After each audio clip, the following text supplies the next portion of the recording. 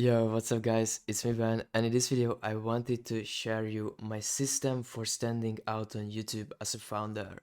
So my name is Ben and I've been a creative director for some huge business owners, content creators, people like Andrew Kirby, Sam Owens, Chase Chappell, help them with content, with video editing, with YouTube, and I wanted to share a realization I had lately about YouTube. So, a quick story, I talked with a friend of mine where we talked about how, kind of like in 2026, personal branding is kind of dead. And I was like, hey, I kind of disagree with you. And the reason I disagreed with him because I actually don't think there will be any point in the future where personal branding will be dead. And here is why. The reason personal branding feels so dead is because most people are insanely similar. Like literally everyone sounds the same nowadays. And until there will be unique characters and people that are able to stand out in content, in business, there will be always place for them as creators. Like like the people will always blow up that will be unique and will resonate with people. So that conversation with my friends really made me think about this one idea of like, what does it actually take? What does it actually take in 2026 and also moving forward and also looking at this whole AI age stuff to generally stand out on YouTube? And not just as an educational content creator, but as a founder, as a business owner who wants to use YouTube as a sales and marketing channel for their business. Yeah, let's get into it. So, as I mentioned, nowadays everyone sounds the same. And if you generally look at it, I have one very interesting hypothesis for why. Because I feel like there is a very famous archetype online that maybe you guys even resonate with. I call this the chronically online founder. This guy feels behind, so he consumes what everyone else consumes and locks in harder. He's like, I have to work harder, I have to lock in, I have to go into more of a monk mode, and then just copies the same playbook from all the same guys because he just consumed the same content.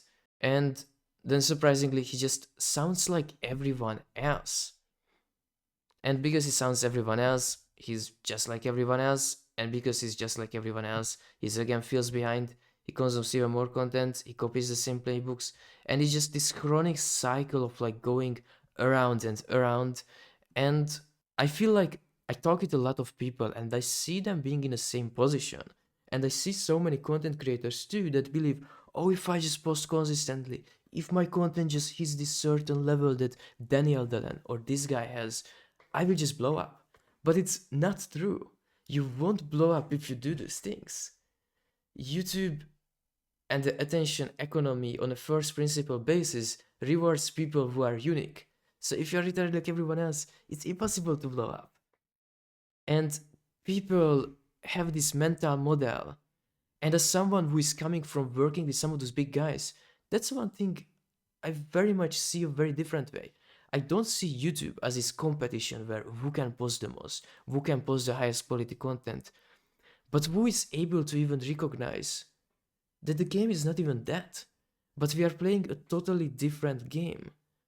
And that game is much more about standing out.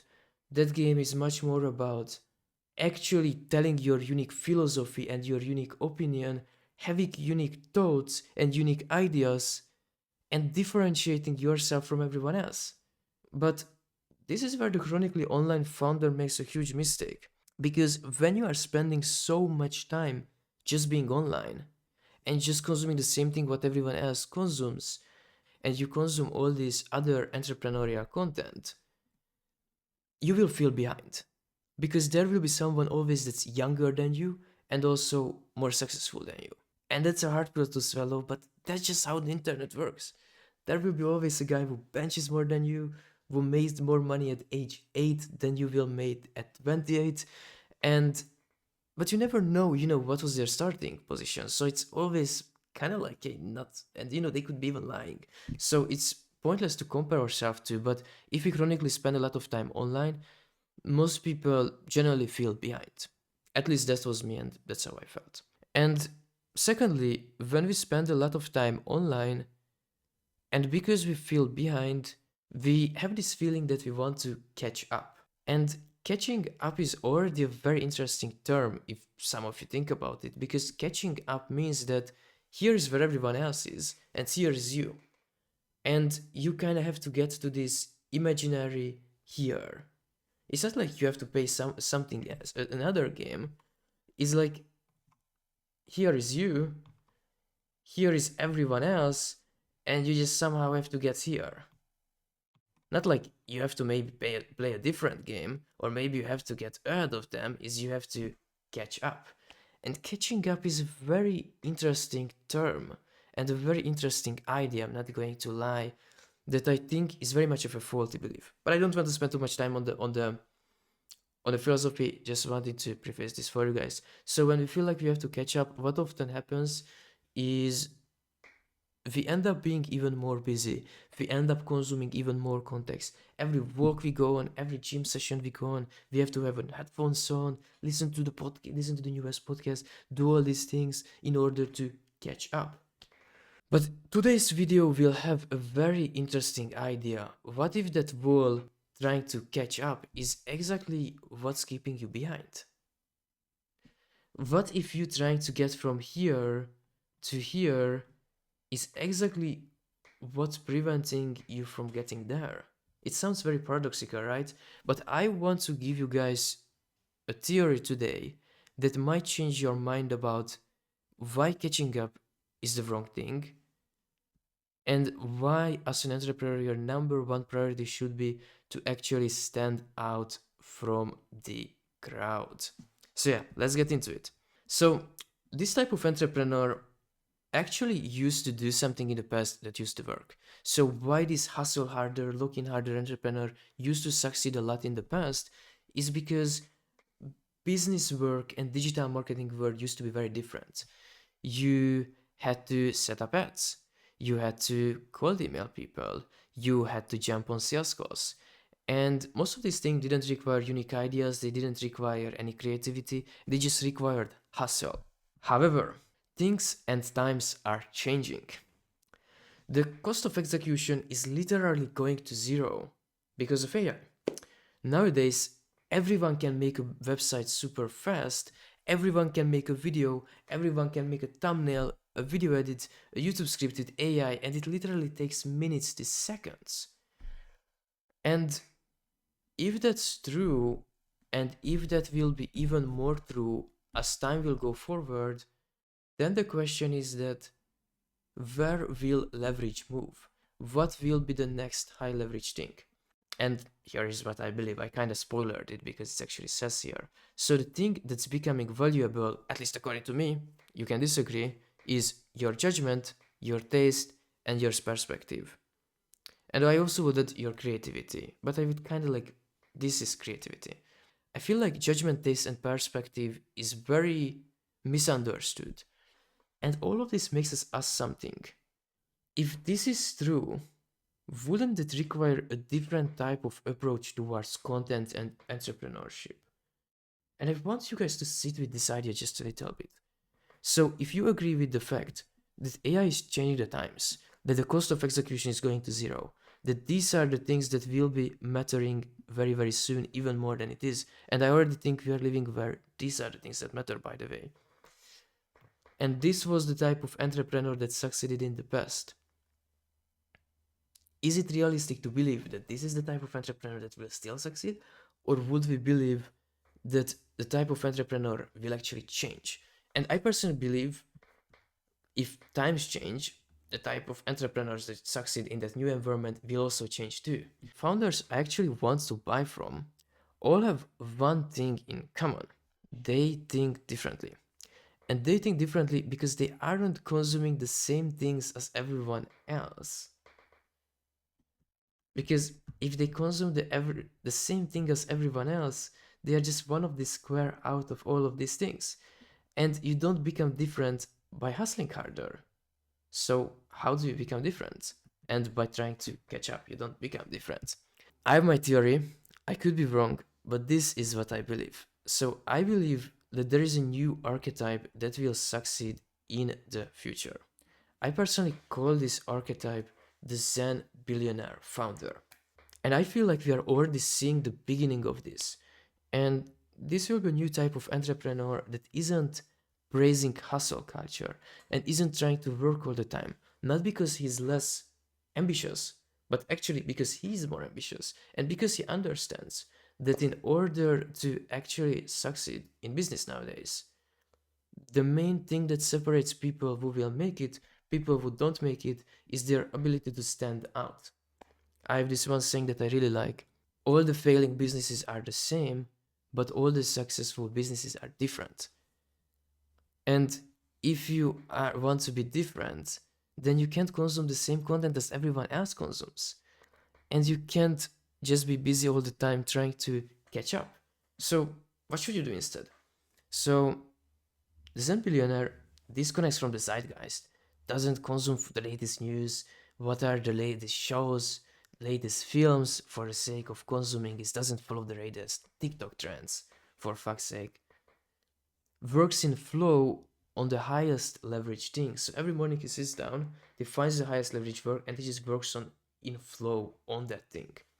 And generally takes time of thinking and coming up with ideas, going in nature, going on walks, having time when he's not busy and not just having his headphones on and listening to someone else, but being out in nature and, like just developing his theories and ideas because he understands that as business owners and creators, we are getting paid for our ideas and for our unique creative solutions that we come up for obvious business problems. And obviously, he's rewarded for his unique perspectives. That's all nice and good, and probably you guys also maybe agree with me a little bit that hey, maybe yeah, this is the new type of entrepreneur that will succeed, and maybe you also be like, oh, you don't want to be this guy. But there's a real question that probably comes to you, which is like, how can you go from this to this guy? And I actually want to share with you guys what I personally implemented to get closer to be the Zen billionaire founder, and also at the same time, what actually happened once I implemented these things. Like, I want to give a little bit of my personal story because I've been running this experiment, I would say, for 2 months at this point, and the results kind of surprised me. So I wanted to share with you guys what actually happened. So here's what I'm doing right now and how I'm becoming the Zen billionaire founder instead of the chronically online founder. So here's the number one thing I did is that I stopped being chronically online. I deleted social media from my phone. Like, I deleted Twitter, I deleted YouTube, I deleted Instagram. And after I deleted it, like now I can only access it in the browser. And I actually also blocked it on my computer. And I blocked social media on my computer until 6 p.m. So until 6 p.m., I can't access the social media platforms. I realized if I just want to, and you can ask like, oh, Ben, what if you want to watch a YouTube video? Or what if you want to watch something educational and you just have to search for it? Now, here's the crazy thing. Literally, you can just actually search on it on Google, like Hormozy tips. It's like, you can literally search for a specific video and it literally comes out. Alex Hormozy has exited. Like if you can literally just use Google's for search for a YouTube video. And that way you can avoid to actually just go on YouTube and disable those things. So yeah, it doesn't matter either way. That's what I'm doing right now. And what happened is after I deleted social media from my phone and I blocked social media on my computer, is my content ideas stopped sounding like everyone else content ideas. So it's because I just stopped copying and I stopped being so involved in the current zeitgeist, my content ideas kind of became quite different. And at the same time, I honestly stopped being less behind. Because, that's what I mentioned is like when we consume everyone else's content all the fucking time, we are becoming like everyone else. We ideally don't want to become like everyone else, so we don't want to consume what everyone else is consuming. Secondly, I started protecting my inputs, and this might be even more important, but I replaced social media time with reading books. Like in my afternoons in the past, I actually used to just like jump on social media and, like do boring stuff and just waste most of my afternoons, and the next thing I know is the day is already over.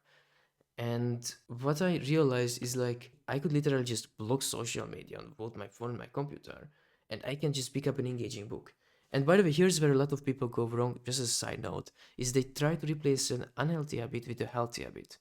And sometimes that doesn't work because reading books is an intentional and sometimes hard activity where you have to focus. While social media is an unintentional activity that we fill up little bits of time in our day. You don't replace one bad habit with another bad habit, rather one bad habit with a less bad habit.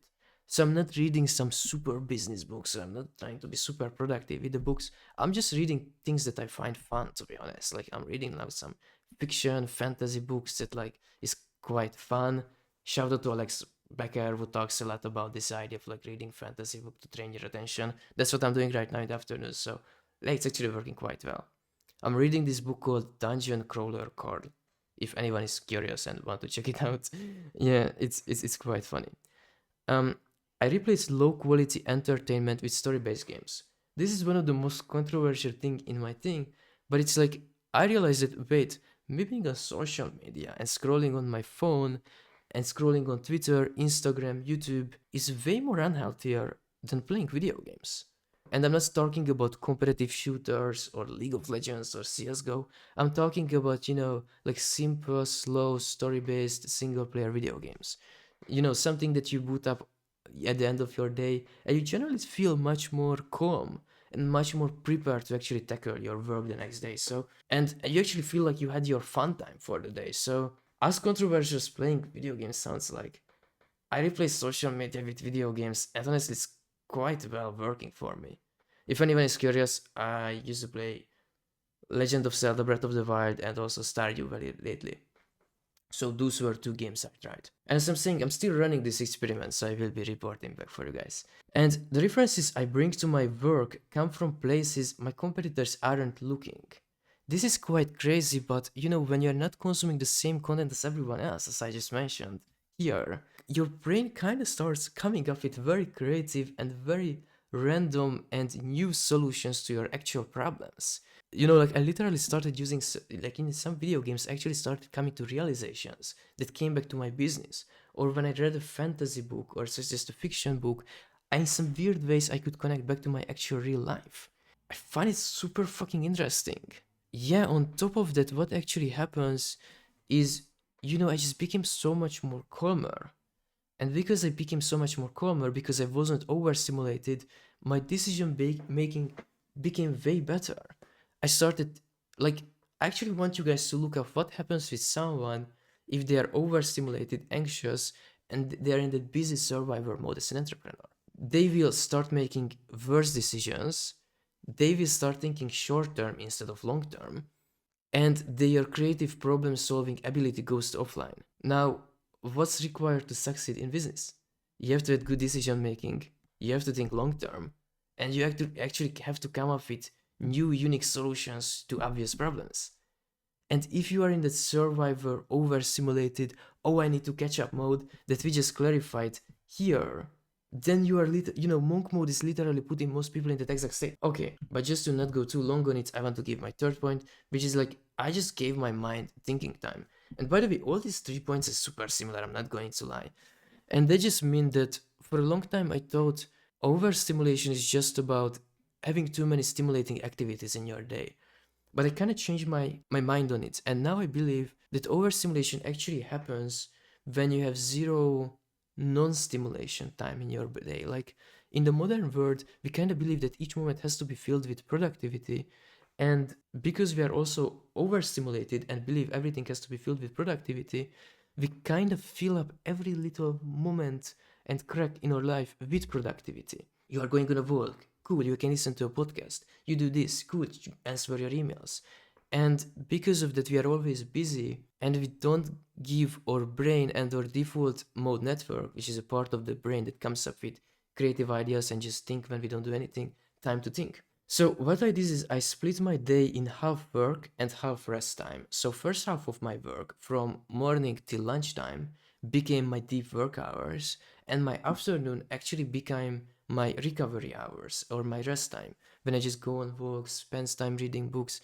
And these hours I still consider work hours, but instead of being in front of the computer, the work here is to be in nature, think, and it's work in the passive sense, if that makes sense. When I work intentionally and hard. So there's this funny idea that, like, if you can't rest, you can't work hard either. And actually, if you can't work hard, you also can't rest well either. You have to be actually exhausted from the work to rest well. So that's actually a super interesting point too. So that made my judgment and business decision become clearer and higher quality. So I implemented these three things, and I mean, I'm not going to lie, but things generally shifted. Like, like I just became so much more calmer, I became so much more intentional, and like I feel like even my content and thinking becomes more unique since I started doing this. So I don't know. I know it's a weird prescription for everyone, but generally just a question. Like nowadays we generally live in an age where everyone is so similar. Everyone is trying to play the same fight and the same competition, and everyone is just trying to run faster here. But what if the answer is to just play a totally different game? What if you can't outwork most people because, I mean, it's insanely hard to outwork others? And you just choose to play a different game because you understand that in order to outwork and be better is through a totally different route, is to actually be different, not be better. And by you being different, you are actually also better. And understanding that AI is changing the game, and these are the new things that matter, and that it requires a new entrepreneur for it to work. Just think about the entrepreneurs you buy from, that you actually look up to.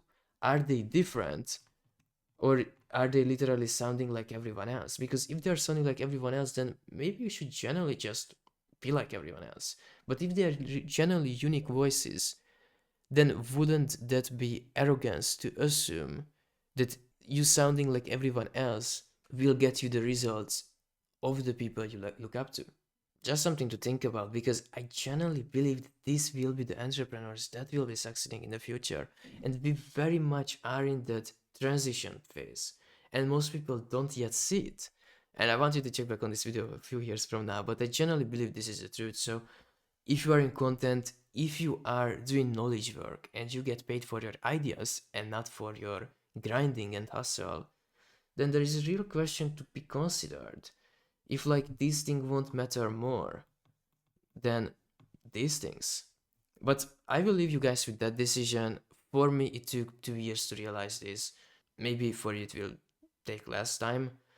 And yeah, if this resonated, by the way, and you want to learn more about content, how do you make unique content, how do you stand out, and YouTube and VSS, I actually do have a community called VSS Sculptors that I highly recommend you check out. Lately, I just published a course called Organic VSL Mini Course that talks about how do you make YouTube videos for business channels and how do you sell your expertise online and things like that. Super cool stuff. So yeah, I highly recommend you guys join the community. It will be the first link in the description. And as always, I was Ben. And if you like this video, check out this video on the screen. And see you in the next one.